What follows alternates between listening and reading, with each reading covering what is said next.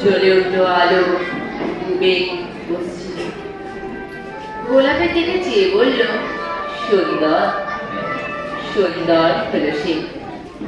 তুমি বলবে এই যে তত্ত্ব কথা, এ কবির বাণী নয়।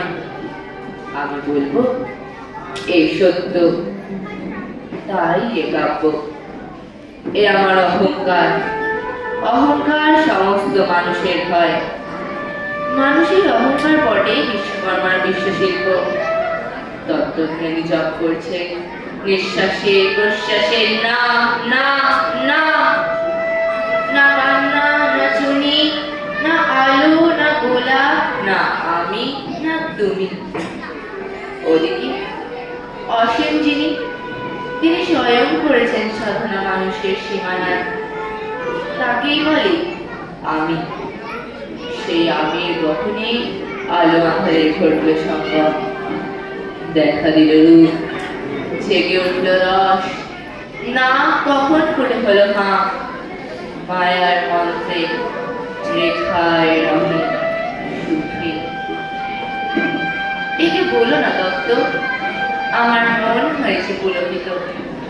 বিশ্ব আমের রচনার আসরে হাতে নিয়ে ধুলি, পাত্রে নিয়ে রং।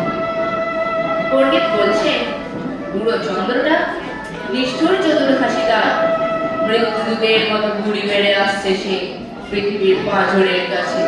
একদিন দেবে চরম টান তার সাগরে পর্বতে। মর্তলোক মহাকালের নূতন খাতায় পাতা ছুঁড়ে নামবে একটা শূন্য।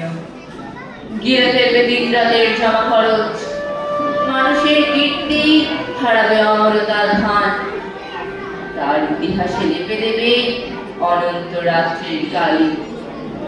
মানুষের যাবার দিনের চোখ বিশ্ব থেকে নিকিয়ে নেবে রং।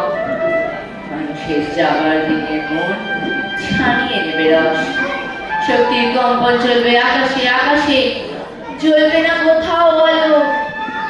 বিনাহীন সভায় যন্ত্রের আঙুল নাচবে, বাঁচবে না সুর।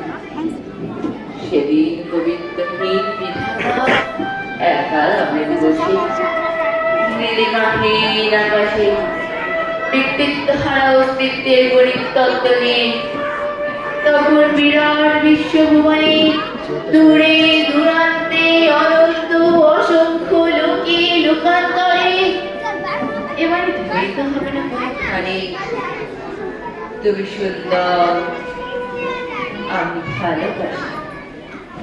বিধাতা কি আবার বসবে সাধনা করতে যুগ যুগান্তর ধরে? প্রলয় সন্ধ্যায় জপ করবে, কথা কও কথা কও। বলবে বলো তুমি সুন্দর। বলবে বলো আমি ভালোবাসি, আমি ভালোবাসি, আমি ভালোবাসি।